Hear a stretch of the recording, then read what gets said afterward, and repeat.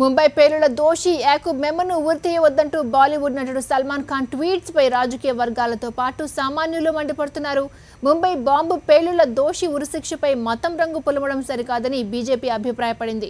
ఢిల్లీలోని హిందూ సేన ఆధ్వర్యంలో ఆందోళన చేపట్టారు. సల్మాన్కు వ్యతిరేకంగా నినాదాలు చేశారు. 1993 మార్చి 12న ముంబైలో జరిగిన వరుస బాంబు పేలుళ్లలో 257 మంది ప్రాణాలు కోల్పోయారు.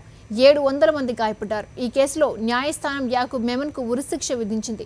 ఈ శిక్షను ఈ నెల 30న నాగ్పూర్ జైల్లో అమలు చేయనున్నారు. దేశ ద్రోహులనే కాదు, వారికి సపోర్ట్ చేసిన వారిని కూడా శిక్షించాలని తేల్చి చెప్తున్నారు.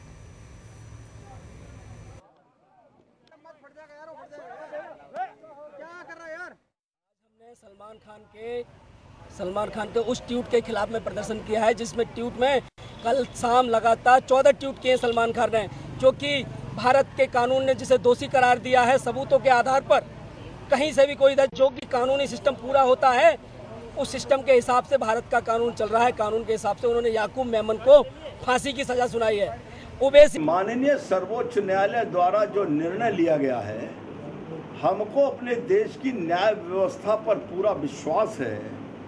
उन्होंने तथ्यों और नियमों के आधार पर जो फैसला लिया है, उस फैसले के विरुद्ध टिप्पणी करना न्यायालय का अवमान की संज्ञा में आता है। न्यायालय द्वारा निर्णित किए गए अपराधी को सजा न दी जाए, इसकी मांग करना आतंकवाद के पोषण की संज्ञा में आता है। और कहीं ना कहीं उस आतंकवादी घटना में मरे हुए लोगों के परिवारों के कहीं जले पर नमक छिड़कने का काम याकूब मेनन के समर्थन में खड़े लोग कर रहे हैं।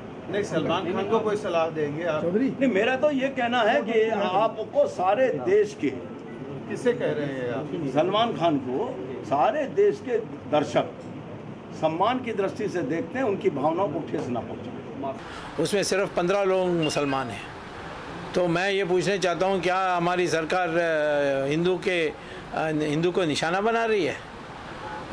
और इस तरीके की बात करेंगे तो ये जाकर उन्हीं को फंसाएगा, क्योंकि आज कोई ये कहे कि दुनिया में जो आतंकवाद घटनाएं हो रहे हैं उसमें जो पकड़े जा रहे हैं वो सारे ज़्यादातर मुसलमान हैं। अभी अमेरिका में 4-5 घटनाएं हुए, सारे मुसलमान थे।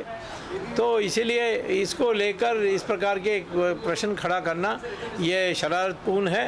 और सलमान जो है खुद अपराधी है, वो जेल से बाहर निकला है और बेल में है। उसको जानना चाहिए कि बेल कैंसिल करने के लिए हम पिटीशन मूव कर सकते हैं। आतंकवाद की ना कोई जात होती है, ना बिरादरी होती, ना धर्म होता है। जो भी आतंकवाद में शामिल है, चाहे हिंदू है, चाहे मुसलमान है, चाहे सिख है, चाहे ईसाई है, उसके साथ सख्ती से कार्रवाई की जाना चाहिए। बॉम्ब ब्लास्ट में आतंकवाद में शामिल रहे उनके बारे में केंद्र सरकार कहती है कि उनके केसेस को धीरे चलाओ, उनको तेजी ना लाओ। ये दोहरा जो मापदंड होता है, उसी की वजह से ओवैसी जैसे लोगों को मौका मिलता है हिंदू और मुसलमानों के बीच में खाई पैदा करने के लिए। हमारे मत में, कांग्रेस के मत में,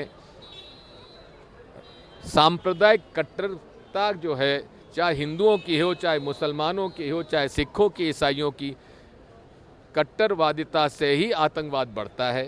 असद ओवैसी और अकबरुद्दीन ओवैसी की दूसरी तरफ दोनों मिलकर इस देश का माहौल बिगाड़ना चाहते हैं। सिफर लटकाना और इसके साथ साथ जो भी ऐसे मानवता और राष्ट्र के जो शत्रु हैं उनके साथ खड़े हैं लोग, उनको भी सबक सिखाना जरूरी है। क्योंकि कुछ लोग मानवाधिकारों के नाम पर ऐसे मानवता के शत्रु और देश के शत्रुओं का पक्ष लेते हैं और अपने आप को बुद्धिजीवी कहते हैं। उनकी दुर्बुद्धि पर दया जरूर, तरस जरूर आता है। ओवैसी के ऊपर भी और ओवैसी की तरह जो भी लोग ऐसे, मैंने कहा, मानवता के शत्रु, राष्ट्र के शत्रुओं का पक्ष लेते हैं, उनके ऊपर भी मुकदमा चलना चाहिए।